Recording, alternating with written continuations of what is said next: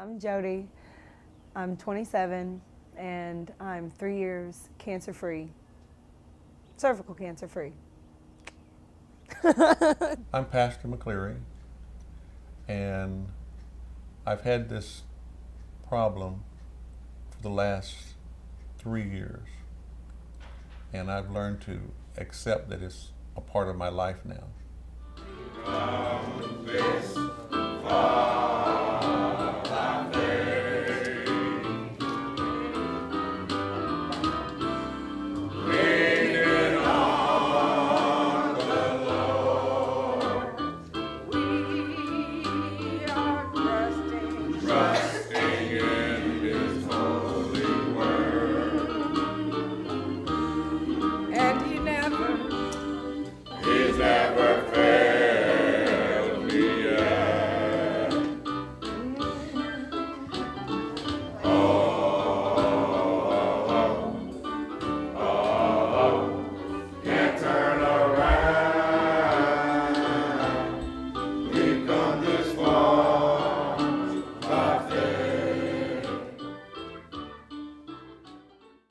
How did it affect my outlook on life?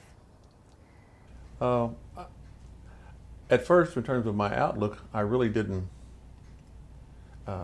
know what to expect. I was confused. I was scared, but everything just washed away around me. And in that very moment, all you could think of was, I'm gonna die.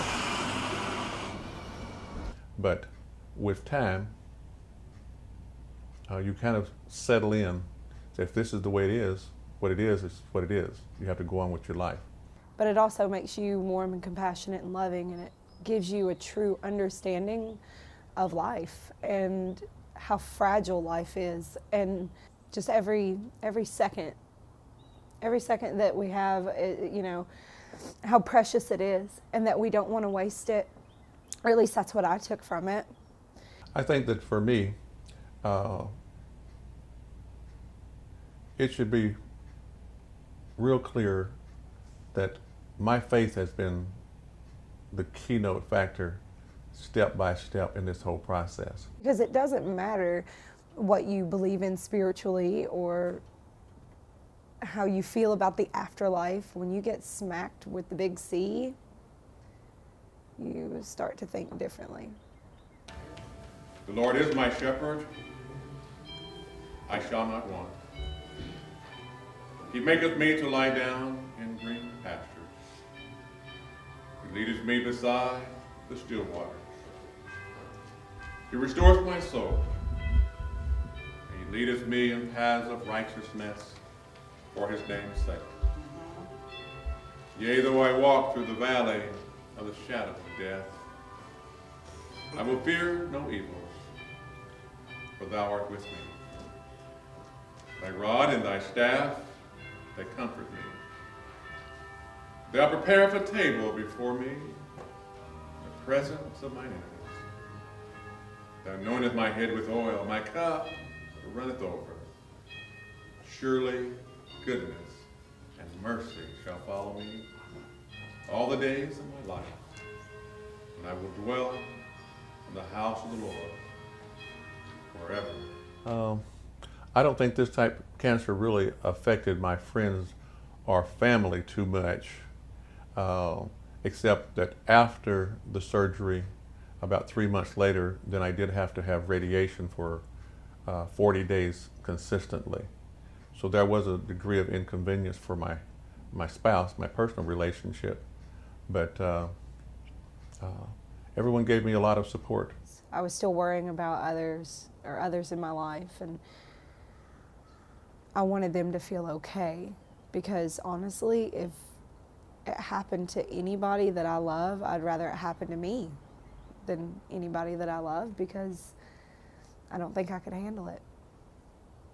So you just simply start to learn how to just adjust to the different physical scenarios that's going on. You got the people that hug you and hug you and hug you, and they cry and cry and cry and cry. And it's like, I'm the one with it. You know, okay, thanks. And then you have to sit there and, you know, tenderly pat them and let them know that it's okay.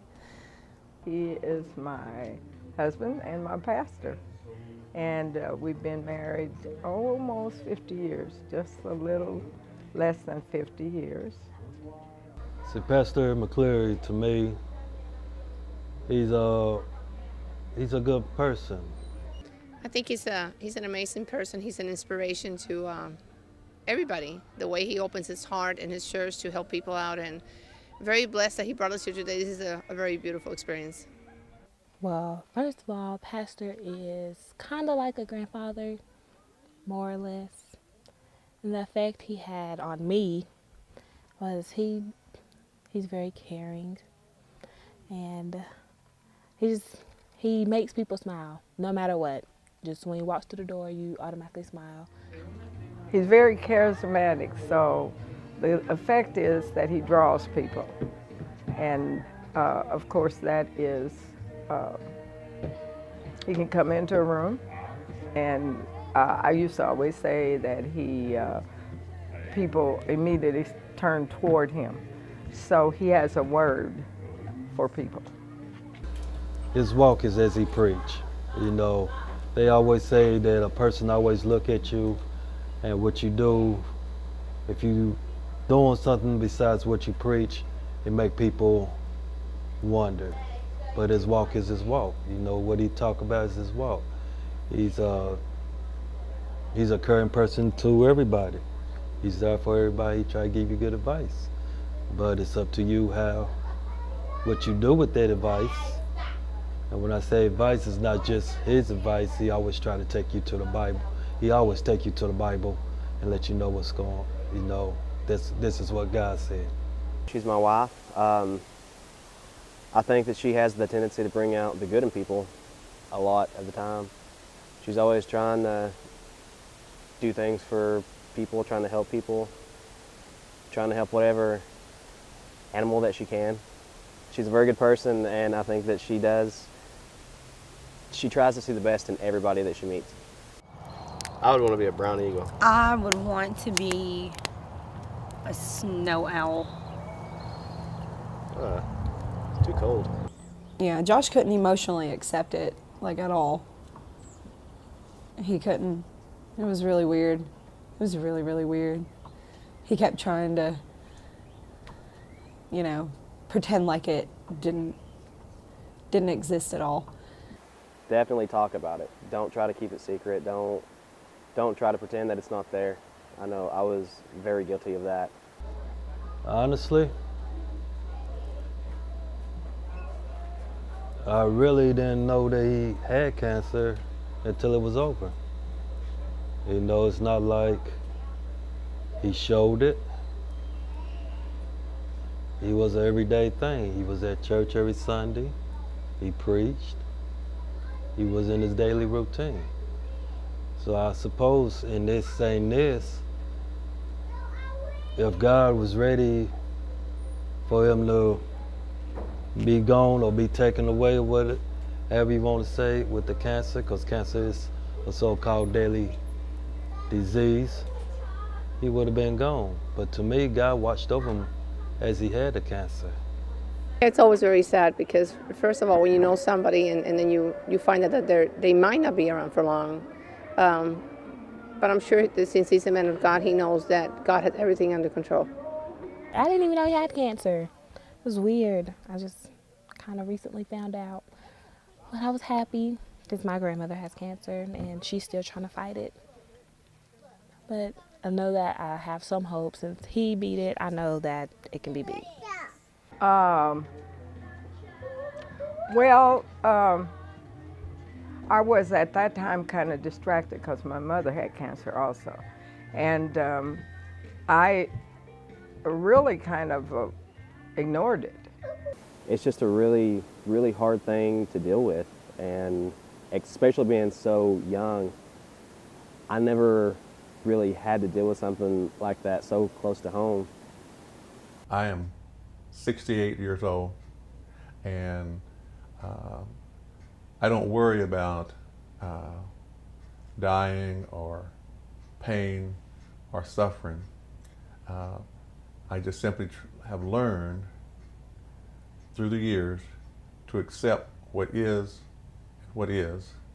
and you don't try to fight situations that you cannot change. Through the time, he was a brave person.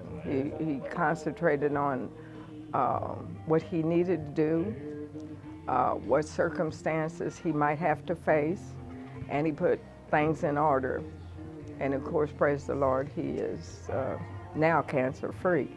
I've heard of some people, they go off and on their year marker, they have a party, they invite everyone, you know, that they love over and stuff like that. But I still haven't coped with surviving yet.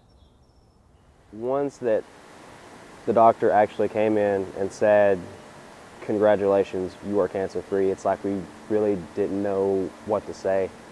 It's like we could finally be a young married couple, because pretty much the first of our entire marriage was her having to go through cancer. So it was probably the best moment in my life, because at that one point in time, it really did feel like we could actually be a young married couple and do all the things that young married couples do, you know. The way I told others about my experience, I just felt like that this was something that every male should know, because it was a complete surprise to me. And prostate cancer is not necessarily something that, it's something that I think that men ought to be concerned about. I remember I started out, I did my pap smear, which, you know, I highly advise to every female, period, just go get a pap smear. That way you know what's going on. I've been eager to just tell every male person exactly the step-by-step things that was happening with me. I do it in my worship experience and in my personal life, because I just think it's something that everybody ought to know. Number one, it was really expensive. So I don't recommend cancer for anyone, just because if you like, you know, eating food and paying your rent, then don't get it, because you will go broke real quick. The treatment that I'm taking now, the after effects was radiation. I had to have that. But the only treatment now is every 6 months back and forth to the doctor and a series of medications. I do have to take medications. You gotta hope for the best. It's because, I mean, what else? What else do you have? You know? It's 50-50 chance, no matter who you are and what type of cancer you have. It's all, you know. Stay strong. Constantly tell them that everything's going to be okay. You have to constantly give positive reinforcement. Be sure to be there to listen to what's going on and support. Someone who has a family member that's battling it, just be there for them. If they throw a temper tantrum and they don't want company, don't blame them. If they don't feel like getting up to take a shower, tell them they look great. My advice is now is the hour. Always remember that. Be sure to let your loved one know how important they are. Live for today, not for tomorrow, not for the next day, not for 10 minutes before they die, or even if they're going to die. Just let them know that you love them ahead of time. Spend time with them, hug them any chance you can. Keep your head up and pray for them and pray for yourself. I really feel that each day is all we have. And you've got to have some kind of purpose for your life. And my life purpose has not changed. Maybe that's the philosophy of a Christian, or the way I think. But you got to put on a happy face. You got to get brave real quick. You got to know that you got to kick its ass.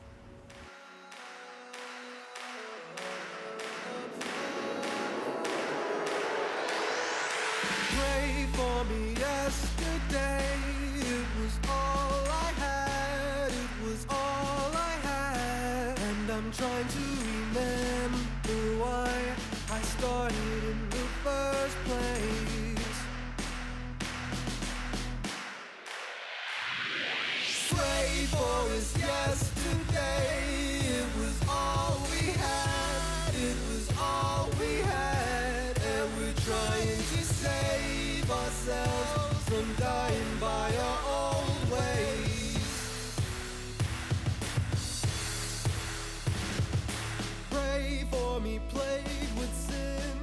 watch me choose it again. Say I'm sorry and turn around and do it again. Feels like I'm using grace.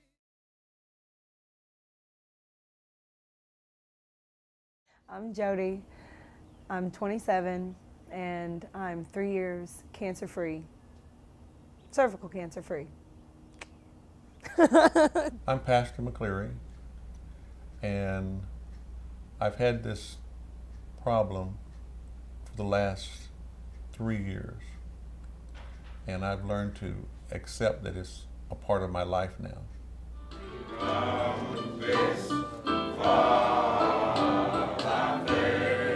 You know, how precious it is and that we don't want to waste it, or at least that's what I took from it.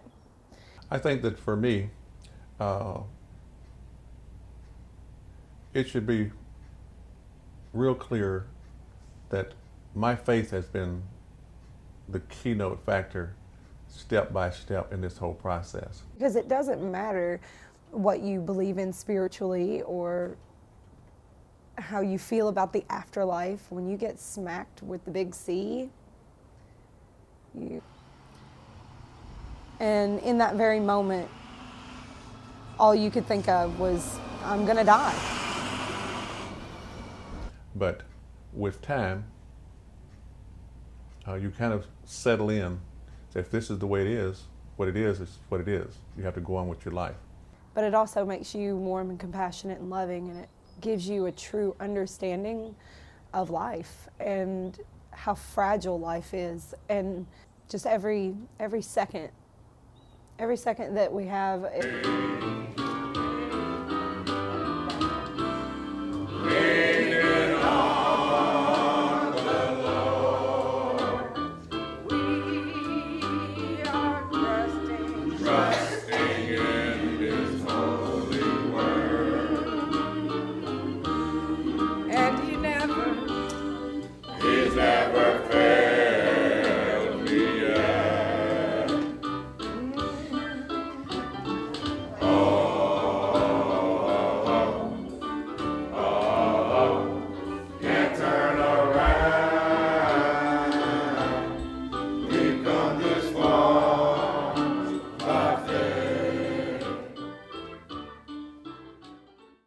How did it affect my outlook on life?